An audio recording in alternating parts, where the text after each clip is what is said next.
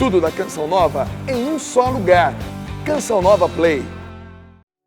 Das muitas coisas do meu tempo de criança, guardo vivo na lembrança o aconchego do meu lar.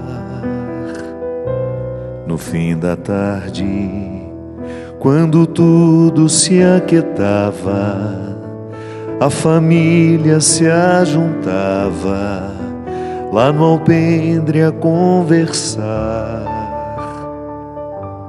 Meus pais não tinham nem escola e nem dinheiro. Todo dia, o ano inteiro, trabalhavam sem parar. Faltava tudo, mas a gente nem ligava. O importante não faltava, seu sorriso e o seu olhar.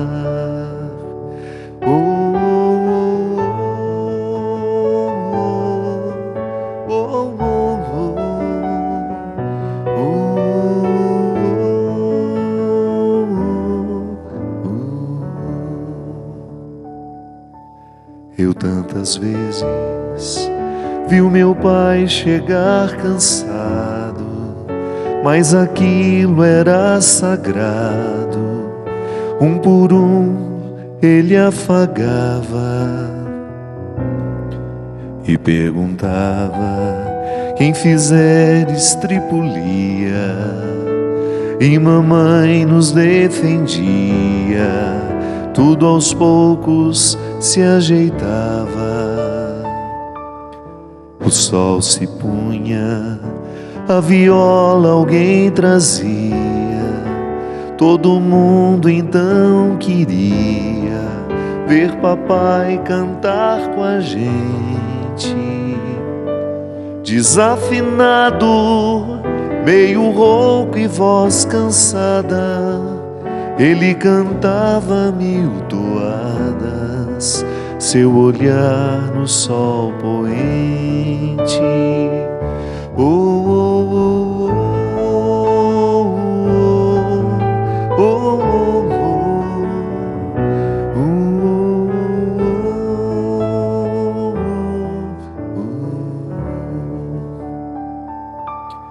Correu o tempo, hoje eu vejo a maravilha de se ter uma família quando tantos não a têm. E agora falam do desquite ou do divórcio. O amor virou consórcio, compromisso de ninguém. E há tantos filhos que bem mais do que um palácio gostariam de um abraço e do carinho entre seus pais. Se os pais amassem, o divórcio não viria. Chamam isso de utopia. Eu a isso chamo paz.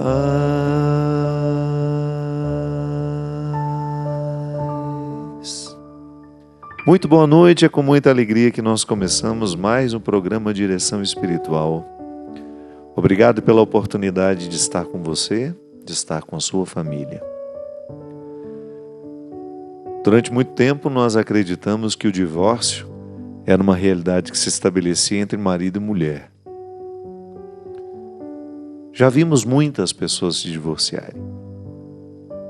Na verdade, eu acho que boa parte do que a gente presencia é um reconhecimento público daquilo que nunca aconteceu. Nunca houve casamento ali. Casaram equivocados, casaram sem intenção de se casarem, casaram por uma aventura e depois de todos os desajustes que são próprios de um relacionamento que não amadureceu, que não se encaminha para um amadurecimento, as pessoas se cansam umas das outras.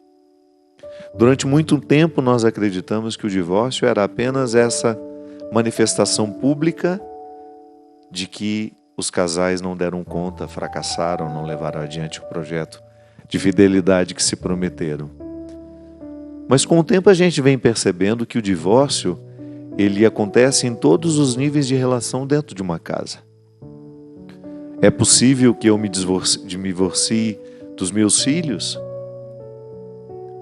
Sim, é possível que uma mãe se divorcie de seus filhos, que o pai se divorcie de seus filhos, que o irmão se divorcie do outro. O divórcio ele se estabelece toda vez que nós deixamos de cultivar o vínculo que nos torna familiares. Eu já falei aqui muitas vezes sobre isso. Não tenho o menor receio de dizer, porque é uma realidade que toca a todos nós. Nós não estamos aqui no programa para poder falar de uma realidade que não existe. De maneira alguma nós abrimos mão de partir da realidade que nós vivemos para poder falar do ideal que nós queremos alcançar. É claro que todos nós desejamos uma família feliz, não ideal, porque ideal não existe. Claro que todos nós queremos uma família onde os vínculos são cultivados, onde a fidelidade é um valor. Claro que todos nós desejamos muito ter essa família, mas nós sabemos que boa parte de nós não tem. Não vamos negar aquilo que nós sabemos que está presente na nossa vida. Quantos de nós já se sentem sozinhos neste mundo, mesmo tendo a casa cheia de gente? Porque é estranho isso, né? E é tão simples de entender também ao mesmo tempo. Nós temos a obrigatoriedade do sangue e isso nos torna familiares. Eu tenho como fazer um exame de sangue, comparar com o exame de um outro homem e dizer se aquele homem é meu pai ou não. Tira um fio de cabelo, faz um exame de DNA e a gente, sem erro, consegue saber se aquele homem é pai ou não daquela criança. Só que há uma outra forma de ser pai, de ser mãe, de ser familiar, que não passa pela obrigatoriedade do sangue. O filho adotivo, por exemplo, depois que uma criança é integrada à vida daquela família, volte alguns anos ali e pergunte se alguém ali tem coragem de dizer que aquele menino ou aquela menina não é filho daquele casal. O tempo nos torna filhos uns dos outros. O tempo nos torna irmãos. O tempo nos torna marido e mulher. Agora, quando nós não cultivamos, e este é um bom exemplo que serve para muitos de nós, quando nós não renovamos o vínculo que o sangue nos proporcionou viver, em pouco tempo a gente se limita a ter o mesmo sangue. Mas já não temos mais familiaridade, já não temos mais intimidade, já não temos mais prazer de estarmos juntos, porque alguma coisa se perdeu. Sabe, minha gente, nós quando levantamos essas questões, nós precisamos ficar muito atentos às situações que provocam-nas. O que faz com que a gente seja cada vez menos familiares? O que faz com que tantas famílias se limitem a ter o mesmo sangue? O que faz que uma casa deixe de ser lar e passe a ser apenas um aglomerado de pessoas? Eu gosto sempre de dizer, a minha casa é um sentimento que me ocorre. Não é um aglomerado de paredes apenas, de móveis que estão ali dentro. Não. Tudo isso é importante, claro. É bom que a sua casa tenha a sua cara, que tenha o seu jeito. Às vezes eu fico muito intrigado em ver como as pessoas constroem as suas casas, deixando aquela construção, aquele processo todo nas mãos de arquitetos, de decoradores. E às vezes nós quase não interferimos no que o arquiteto ou o decorador escolheu colocar dentro da nossa casa. Não faz sentido isso. A nossa casa precisa ter a nossa cara. Quando nós entramos ali, nós precisamos nos identificar, por mais simples que seja a mobília, o mobiliário que nós temos, por mais simples que seja, ele tem que ser parte da gente. Não é que nós ficamos apegados à matéria, não. É que a matéria nos ajuda a sentirmos-nos em casa. Então, quando eu entro na minha casa, por mais simples que seja, provoca em mim um sentimento bom que me faz querer estar ali.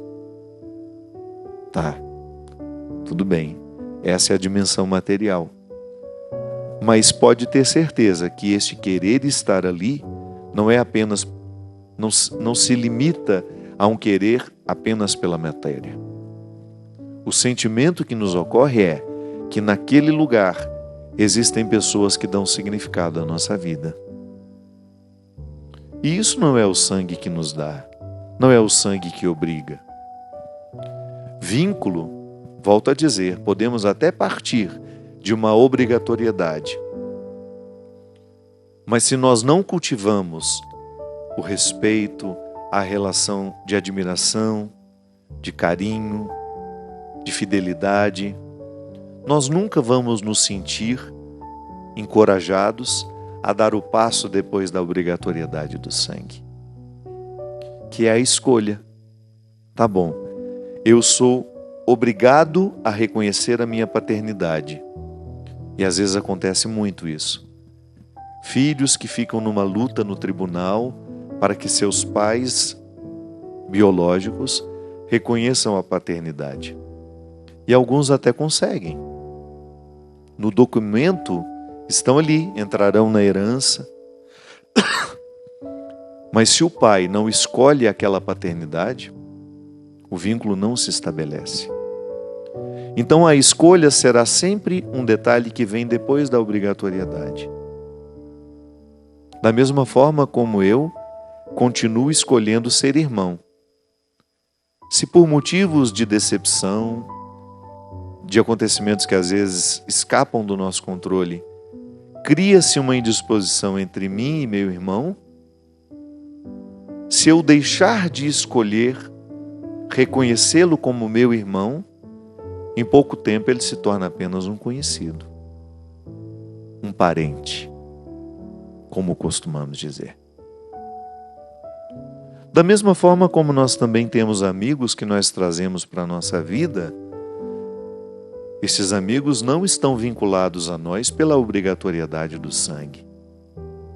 Não há nenhuma obrigação, mas a gente escolhe cultivar aquela pessoa na nossa vida. E a escolha, quando ela vai sendo intensificada, quando nós vamos buscando aprofundar o vínculo com aquela pessoa, o amigo se torna mais que um irmão. E não sou eu que estou inventando isso, não. A Sagrada Escritura nos diz, e a nossa vida confirma. Sem medo de errar, você que agora me assiste, já experimentou ter com alguns amigos uma intimidade, uma alegria que talvez você não tenha nem mesmo experimentado com seus irmãos de sangue. Nós temos domínio sobre isso? Não. Nós não temos domínio sobre isso. Os encontros, eles vão estabelecendo esses vínculos. Você, por exemplo, se casou com um homem que você nem sabia que existia. Olha que responsabilidade. Você escolheu ter os seus filhos com este homem. Você escolheu ter a sua continuidade com essa mulher. Olha como é importante saber escolher. Ainda essa semana eu tenho falado muito sobre a ambiência afetiva. Tenho falado no meu Instagram, no meu Twitter, porque eu acho importante a gente pensar nisso. A qualidade da nossa vida depende da nossa ambiência afetiva. E o que é a ambiência afetiva? São os amores que nos rodeiam, são os sentimentos que nos rodeiam. E as pessoas despertam em nós esses sentimentos. Por isso nós precisamos ficar muito atentos. O que o outro está provocando em mim? O que o outro está despertando dentro de mim? Ele me desperta coisas boas ou ele me desperta coisas ruins? Qual é a influência que ele está exercendo sobre a minha vida? Tenho falado muito sobre isso. Um homem casado que quiser continuar fiel à sua esposa e a seus filhos, ele tem que ser muito honesto com os companheiros que ele tem na vida, com as pessoas que se dizem amigas. Aonde essas pessoas e esses companheiros lhe levam? O que eles despertam em você? Eles reforçam o seu desejo de ser fiel à sua esposa e aos seus filhos, ou eles fragilizam a sua fidelidade? Te convidando de repente para alguns programas que não têm nada a ver com o seu desejo de ser fiel à sua esposa e aos seus filhos. Sim, eu preciso ficar atento ao que o outro me propõe. Isso é ambiência afetiva. Para eu ser fiel àquilo que é importante para mim, eu tenho que estar cercado de pessoas que me ajudem a ser fiel a isso.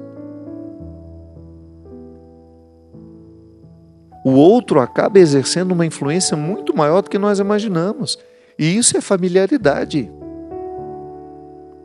Nós precisamos compreender cada vez mais o conceito de família como todo aquele arranjo emocional que nós temos ao nosso redor, influenciando-nos.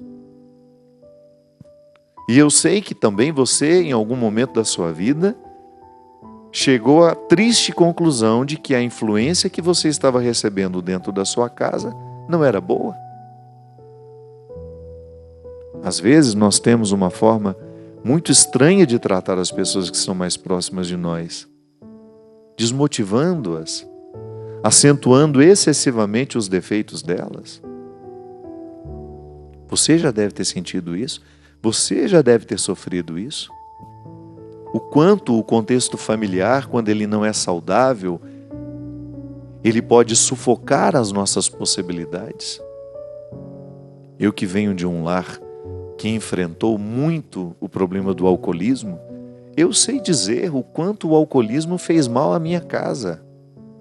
E o quanto continua fazendo naqueles que ainda não fizeram um pacto com a verdade, que é olhar no espelho e dizer para si mesmo: eu sou alcoólatra, eu preciso de ajuda. Não adianta eu dizer. Somente depois que eu reconheço que o problema está em mim, é que eu começo a ser favorável ao meu desenvolvimento. Mas você que também talvez tenha sofrido o mesmo que eu, sabe perfeitamente o quanto um pai alcoólatra, um irmão, uma mãe, podem provocar feridas profundas dentro de nós, sobretudo quando somos crianças e ainda não temos a capacidade de nos proteger de tudo isso. Sim, porque uma criança, ela ainda não tem os filtros da proteção. Eu gosto sempre de salientar isso. Na lida com seus filhos, cuidado com aquilo que você vive na frente deles. Eles ainda não têm o filtro da maturidade. Eles ainda não estão emocionalmente fortes para poder presenciar algumas coisas. Então, às vezes, o nosso lar, da mesma forma como a televisão coloca, este programa não é permitido para menores de 18 anos. Lamentavelmente, nós precisamos reconhecer que às vezes as nossas casas, a forma como nós vivemos dentro delas, o que nós dizemos uns aos outros, é tão impróprio também para um menor de 18 anos. Mas como não há lei para proibir isso, né? Nós estragamos as pessoas dentro das nossas casas. Quantos filhos e filhas estão sendo estragados pela irresponsabilidade de seus pais, que não se atentaram que depois que a gente se casa, as nossas escolhas precisam ser coerentes com aquilo que a gente escolheu, que é se casar. Depois que a gente se casa e põe um filho no mundo, você tem que ter muito mais responsabilidade sobre o seu comportamento. porque você está educando essa criança que lhe observa. Aí depois vira um marginal, um assassino, a gente não sabe por quê. Às vezes os nossos filhos caem tão cedo na criminalidade, na prostituição socializada, nas drogas, porque nós não sabemos. Mas talvez a gente tenha negligenciado o exemplo que dávamos a eles. É como o pai fumante, a mãe fumante, dizer ao filho que não fume. Que autoridade eu tenho como pai, como mãe, de negar que meu filho, ou propor, né? Porque enquanto ele é menor, você tem autoridade sim de negar. Dizer não vai fumar, pronto e acabou. Mas dificilmente essa criança vai entender que não fumar é uma questão inteligente. É proteger-se. É proporcionar mais saúde ao corpo. E eu me lembro, minha gente, uma das coisas mais bonitas que eu vivi com meu pai foi justamente uma vez que meu pai sempre foi um homem muito bom, sempre. O problema dele é quando bebia uma pinga.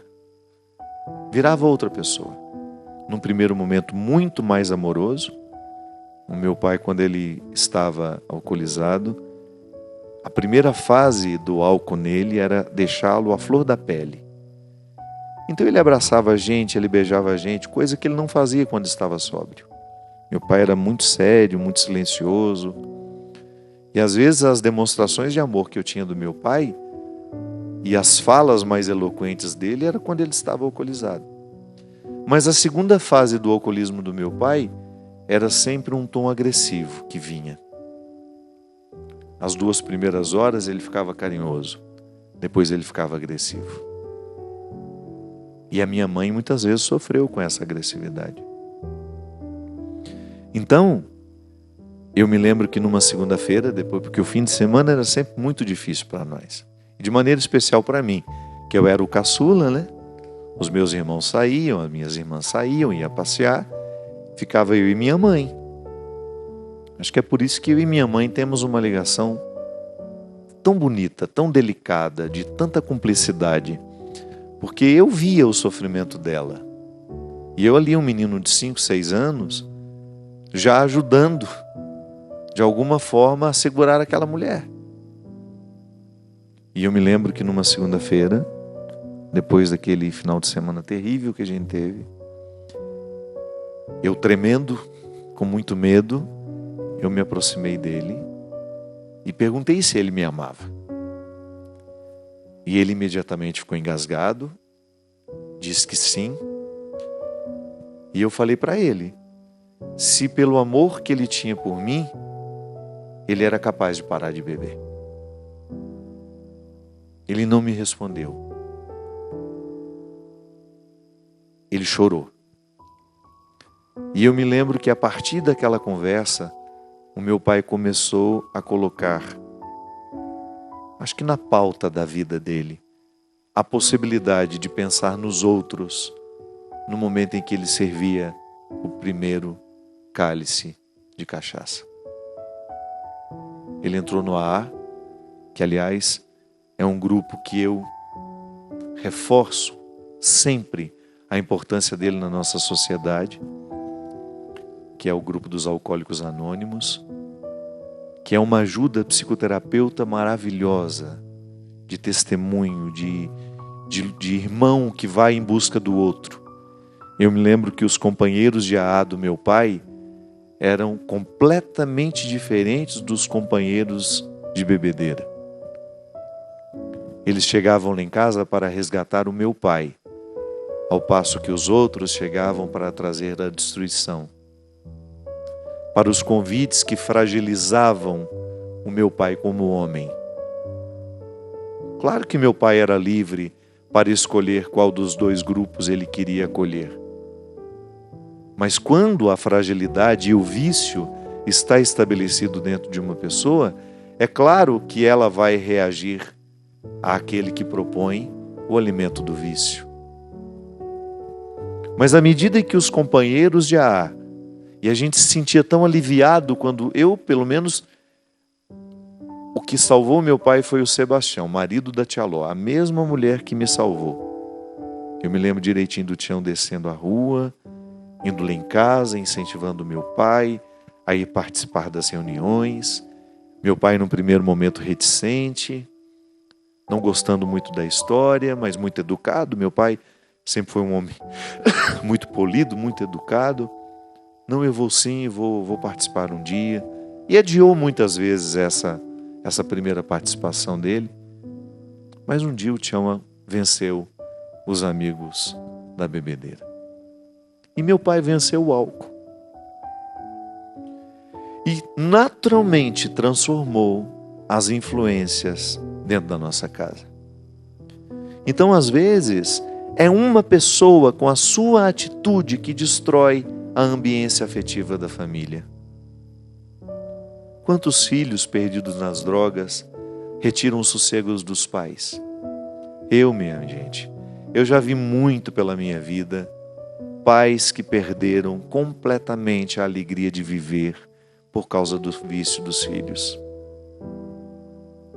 É muito triste você ver um filho que você pôs no mundo, que você lutou por ele, de repente ficar perdido, incapaz de dizer não àquilo que o destrói. É por isso que nós precisamos ter uma consciência cada vez mais esclarecida dos vícios socializados que estão por aí, destruindo as nossas casas, destruindo as nossas famílias. E é você o primeiro guardião de tudo isso. E quando eu digo você, de maneira especial aquele que é responsável pela dificuldade da harmonia emocional dentro de casa. E não é só o vício que nos torna indispostos à harmonia. Às vezes o nosso temperamento, o nosso jeito de ser, às vezes nós somos uma pessoa tão difícil, às vezes nós somos um ser humano intragável. Basta a gente chegar para a gente quebrar a harmonia da casa. Então não é só vícios que nós podemos ser encontrados em maços de cigarros, em cigarros de maconha, cocaína, crack, todas as outras drogas, muito comuns hoje também no uso de remédios. Quantos amigos meus enfrentando dificuldade com seus filhos viciados em remédios? Também nós precisamos passar no crivo da reflexão o nosso jeito de ser, o nosso temperamento, os nossos excessos, os vícios emocionais que nós temos, de às vezes viver colocando defeito no outro, de não acreditar que o outro possa ser capaz de mudar. Nosso pessimismo, quantas vezes, minha gente, o nosso pessimismo influencia negativamente os nossos filhos. Eu sei que a gente não faz uma faculdade para ter filhos, não há um curso preparatório, é na lida que você aprende a ser pai e mãe. E às vezes o filho chegou já, o casamento já foi porque estava grávida, não deu nem tempo de vocês aprenderem a ser marido e mulher, já precisaram aprender a ser marido e mulher e mãe e pai. Isso é um desastre. Eu sei que as nossas edificações familiares não são pautadas a partir dos caminhos que deveriam ser os corretos. Então, às vezes, nós vamos de forma muito atropelada, sendo pai, sendo mãe. Então, nós precisamos tomar muito cuidado para que os nossos vícios emocionais, do nosso caráter, da nossa personalidade, não sejam passados para os nossos filhos. Volto a dizer, não deu tempo de se curar para ter o filho, mas faça um esforço a partir do momento que você põe um filho no mundo. Preste bastante atenção no que você está transmitindo para esta criança. Se é positivo o que você está ensinando. Se o que você está vivendo diante dela contribui para a maturidade emocional dessa criança, para a harmonia do lar. O Padre Zezinho fala que para muitos isso é uma utopia, mas não é para nós que somos cristãos. Porque o cristianismo é uma arma suficiente para nos transformar. Volto à conversa que eu tive com meu pai. Se eu não sou capaz de mudar a minha vida por amor àqueles que eu coloquei no mundo, eu preciso questionar o amor que eu digo ter pelos que eu coloquei no mundo. Se você sabe que as suas escolhas infelizes, eu não estou falando dos detalhes da sua personalidade que a sua mãe não gosta. Não estou falando disso. Nós temos a liberdade de ser quem somos. Eu estou falando daquilo que lhe destrói. Eu estou falando de tudo aquilo que nós sabemos que é nocivo para nós. Se eu, como filho, sei que o meu comportamento, o meu jeito de ser está destruindo o coração da minha mãe, se eu tenho amor por ela, eu vou fazer de tudo para me livrar desses vícios. Não quero destruir o coração da minha mãe, então vou fazer de tudo para podar dentro de mim aquilo que é um obstáculo na minha relação com ela. E isso, minha gente, nós fazemos toda vez que nós precisamos fazer, toda vez que nós queremos que um relacionamento dê certo. Nenhum relacionamento está imune a terminar, a acabar. Nenhum amor está preservado para ser eterno. Ele será se a gente optar por ele todos os dias. Se nós escolhermos amar aquela pessoa com quem a gente se casou, nós teremos um dever de casa para fazer. Se eu escolho amar os amigos que eu construí ao longo da minha vida, eu tenho um dever de casa para fazer com eles. Se eu escolho amar os filhos que eu coloquei no mundo, eu tenho uma dinâmica diária a ser cumprida para que o amor seja efetivamente mantido. E ele evolua, porque o amor de ontem não serve para hoje. O amor de hoje não servirá para amanhã. O amor não é um recurso estocável. E nem tampouco podemos amar por procuração. Não. A gente ama estando presentes. Nós amamos estando presentes. É através do vínculo, é através da construção consciente deste vínculo que pode sim ser para a vida toda, se estivermos dispostos a fazer a vida toda acontecer agora. Nós vamos para um rápido intervalo e a gente volta já já com o programa Direção Espiritual.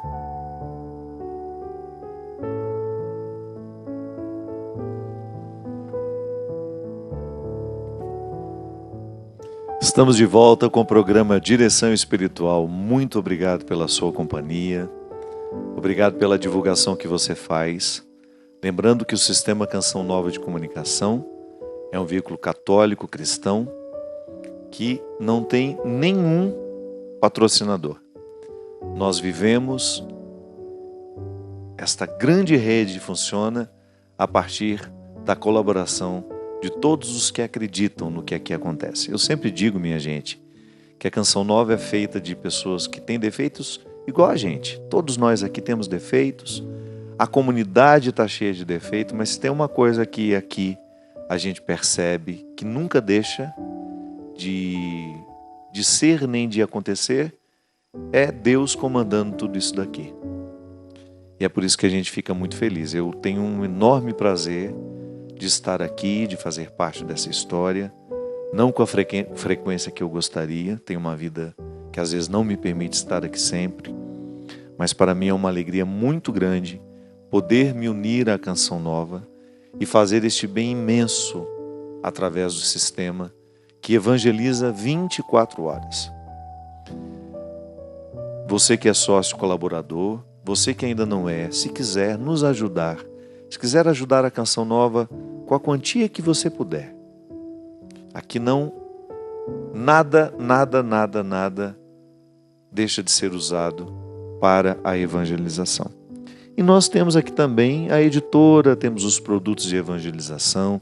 Se você quer presentear alguém com uma palavra que vá fazer bem, com uma boa música, com uma boa leitura, a Canção Nova tem uma série de opções. E dentre elas, aqui, o meu CD Filho do Céu, que eu lancei no ano de 2006, não é isso? 2007 ou 2007, isso. Que nós relançamos o ano passado, no Osana, se você quiser. Também tem nas plataformas digitais. Você que já é assinante do Spotify, procure lá Padre Fábio de Mello, Filho do Céu. Há músicas muito especiais aqui. Uma delas que eu gosto muito, que é Não Desista do Amor. Temos também aqui o livro novo, Por Onde For o Teu Passo, que lá esteja o teu coração. Neste livro eu faço uma reflexão que eu considero muito pertinente para os dias de hoje, que é justamente a gente se perguntar se a vida que nós estamos vivendo é de fato a vida que nós queremos viver. Às vezes nós ficamos terrivelmente acostumados a um estilo de vida que não corresponde àquilo que nós podemos viver. Nós às vezes nos nivelamos muito por baixo. Nos acostumamos ao mesquinho que já alcançamos de nós, à pouca medida que já alcançamos de nós, e às vezes a gente está infeliz, não tem coragem de reconhecer. Precisamos fazer mudanças na nossa vida e sempre deixamos para depois, achando que esse depois já está garantido, quando na verdade não está. O único tempo que nós temos é o agora. E o livro nos ajuda a pensar essas necessidades.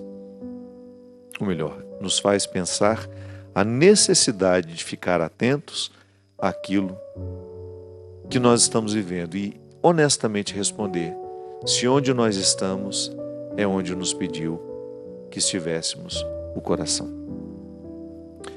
Minha gente, nós vamos retomar os shows agora, no mês de julho. O Amor Me Elegeu, nós vamos passar por alguns lugares do Brasil.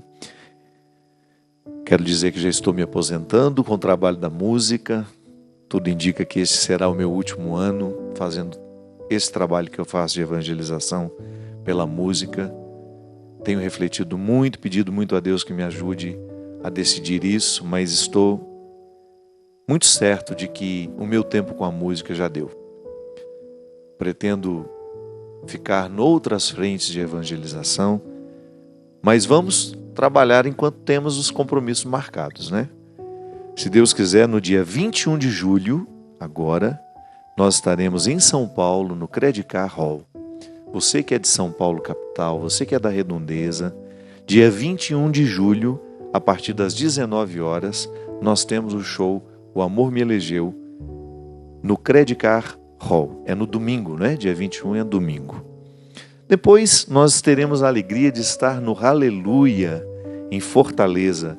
Talvez uma das maiores festas católicas, festivais, né, musicais do mundo.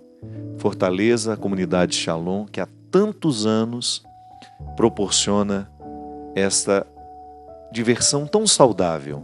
São shows de evangelização, mas também são shows, são shows de evangelização que proporcionam muita alegria, muito bom gosto.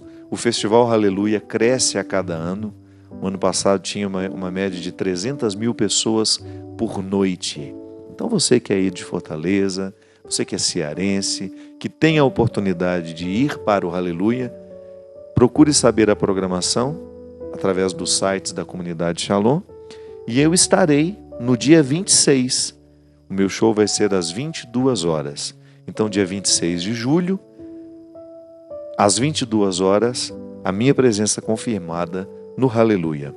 Depois, no dia 27, às 20 horas, eu estarei em Currais Novos, no Rio Grande do Norte. Dia 27 de julho, então, às 20 horas, em Currais Novos, no Rio Grande do Norte. O local é do Rei Casa Show. Depois, no dia 28 de julho, eu estarei na área externa do Parque de Exposição Dr. Emídio Cavalcante, em Limoeiro, no Pernambuco. Então, dia 28 de julho, terei a oportunidade de estar pela primeira vez na cidade de Limoeiro, no Pernambuco. O show é mais cedo, às 18 horas. Nós contamos com vocês. Então, dia 21, Credicar Hall. Dia 26, Fortaleza. Dia 27, Currais Novos. E dia 28, em Limoeiro. E não está aqui na minha agenda, mas no dia 23, eu estarei com a minha querida amiga Elba Ramalho, num projeto novo que nós fizemos. Nós vamos fazer alguns shows este ano pelo Brasil, eu e Elba. O primeiro show no dia 23 de julho é no Rio de Janeiro, no Oi Casa Grande. Então você é nosso convidado para estar conosco. Se você entrar também na agenda na casa do Teatro Oi Casa Grande, você vai ver que no dia 23 de julho, eu e Elba Ramalho estaremos lá. Se você ainda não escreveu, ainda dá tempo, nós temos algumas vagas, não são muitas mais, para a nossa peregrinação na Itália. Para quem não sabe, eu faço este trabalho de evangelização também com a Canção Nova, em parceria com a Obra de Maria. Nós temos roteiros espirituais. E em outubro, nós vamos sair no dia 1º de outubro. Nós vamos já começar o mês embarcando para Milão. Faremos uma viagem muito bonita pela Itália. Terminaremos em Roma no dia 12 de outubro. Você é o nosso convidado. Ligue, descubra como é que você faz para estar conosco nessa peregrinação de outubro, de 1º a 12 de outubro. É uma oportunidade que você tem de fazer uma viagem cultural de muito bom gosto. Nós vamos passar pelos lugares mais importantes da Itália e, ao mesmo tempo, fazer um retiro espiritual comigo, numa agradável convivência, com missas todos os dias, com as nossas reflexões. Então a gente alimenta o corpo, alimenta a mente com cultura e espiritualidade. Cleuber, boa noite, muito obrigado pela sua presença, meu querido. Christian, mais uma vez, não estando presente, não sabemos, só Deus sabe, só Deus e a Virgem sabem por onde aquele menino está veraneando. Nós todos aqui no frio, ele deve estar no verão da Europa. Fino como ele é. Tenho aqui um e-mail de uma questão que é muito recorrente aqui.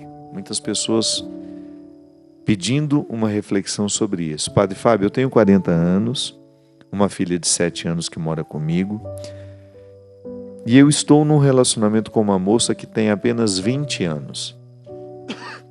Já conversamos sobre a diferença de idade. Já li muitas coisas sobre diferença de idade, vi os prós, os contras de um relacionamento com tanta diferença. Mas o que o senhor pode me aconselhar? Sua sabedoria tem me ajudado. Meu filho, primeiro que não existe regra, né? O amor pode acontecer nas mais diversas fases da nossa vida. O que você precisa equalizar é que às vezes um homem de 40 anos já está no momento da vida com expectativas completamente diferentes de uma menina de 20. Eu acho que a diferença de idade só é um problema quando você não tem essa equalização das expectativas do que nós esperamos viver. Eu já acompanhei casos, por exemplo, de uma pessoa com 28 anos casar-se com um homem de 50 e poucos. Não é nenhum problema, desde que as expectativas estejam adequadas, equalizadas. O homem já não queria mais ter filhos. A mulher ainda não tinha sido mãe e tinha um forte desejo de ser. Como é que vai fazer? Como é que resolve esse impasse?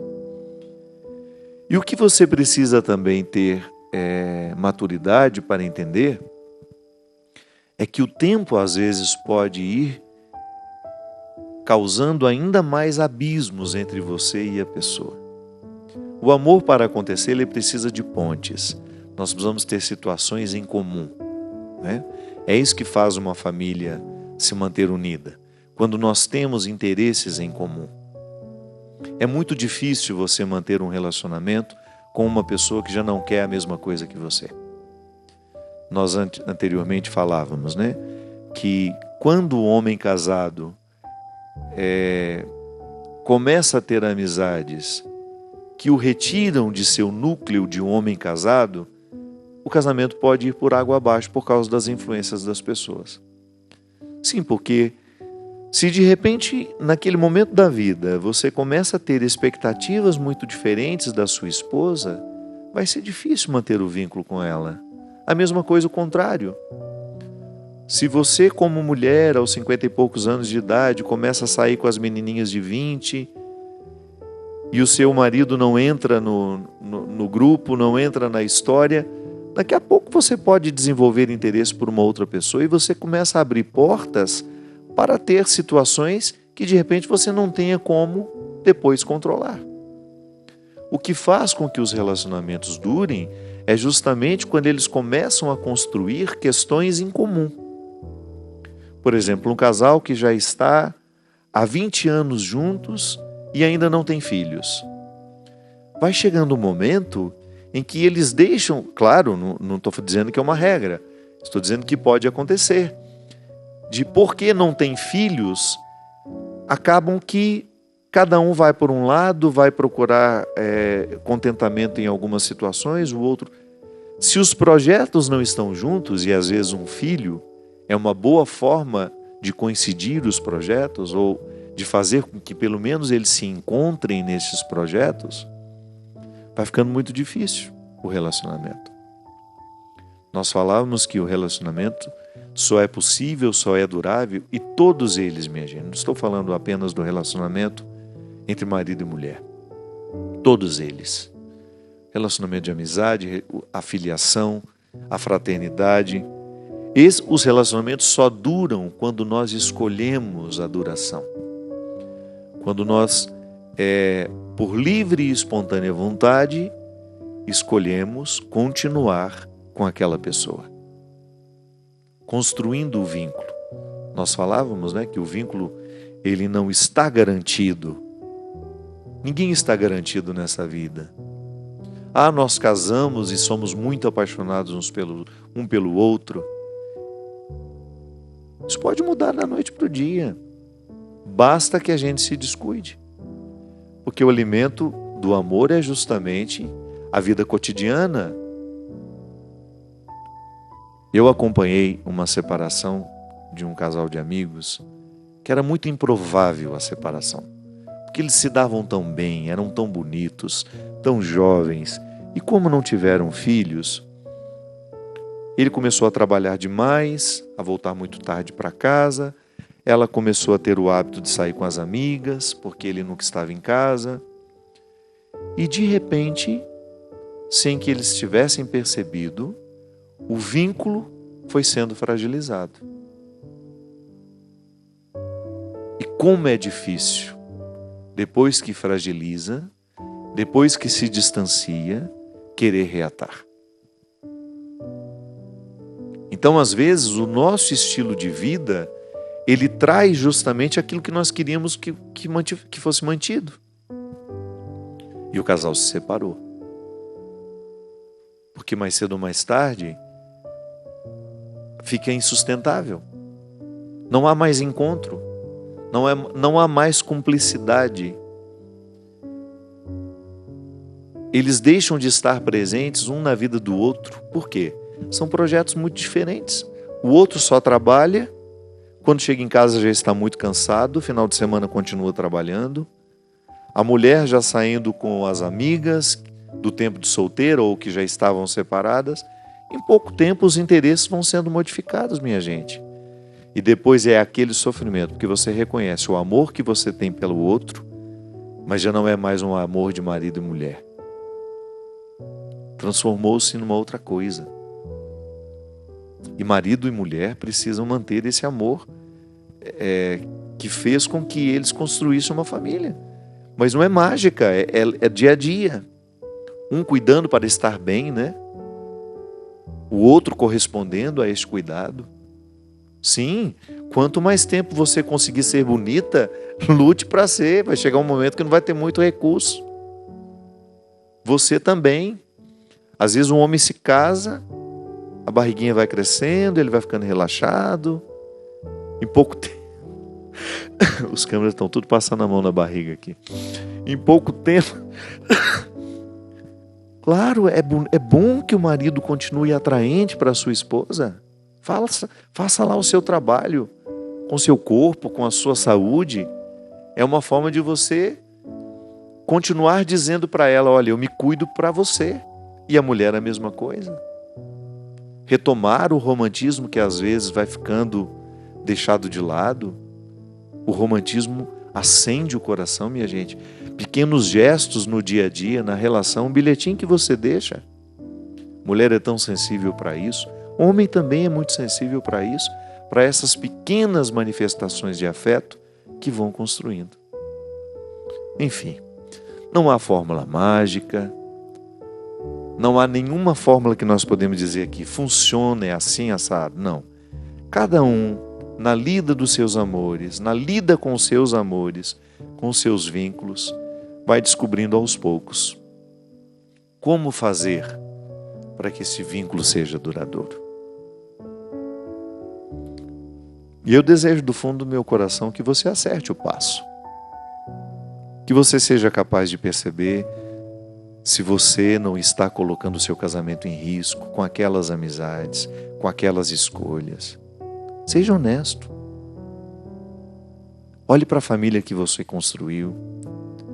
Não troque essa família por uma paixão que não vai, definitivamente não vai lhe fazer um homem mais feliz. Cuidado com o fogo da paixão. Ele pode lhe dar aquela ilusão de que você não gosta mais da sua esposa. Gosta sim. O que você está é iludido pela outra possibilidade. Dê tempo. Tenha paciência com você. Equalize esse sentimento. Olhe para os seus filhos, olhe para a casa que você construiu. Redescubra o prazer de estar ali com eles. Redescubra o prazer de viver em família. Você que é irmão, que é amigo, eu não sei qual é o vínculo que hoje você precisa passar no filtro da reflexão. O fato é que todos nós necessitamos, diariamente, pensar se o investimento que nós estamos fazendo nos relacionamentos que a gente assumiu é o suficiente para a gente continuar feliz. E se não for, altere enquanto é tempo.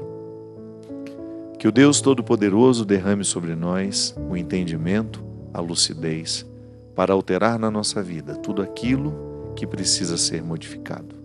Ele que é Pai, Filho e Espírito Santo. Amém. Até a semana que vem, se Deus quiser.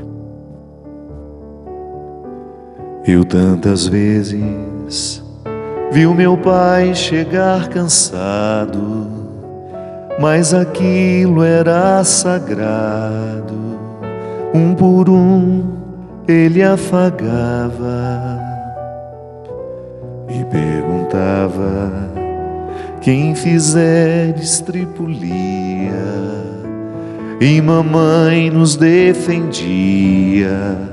Tudo aos poucos se ajeitava.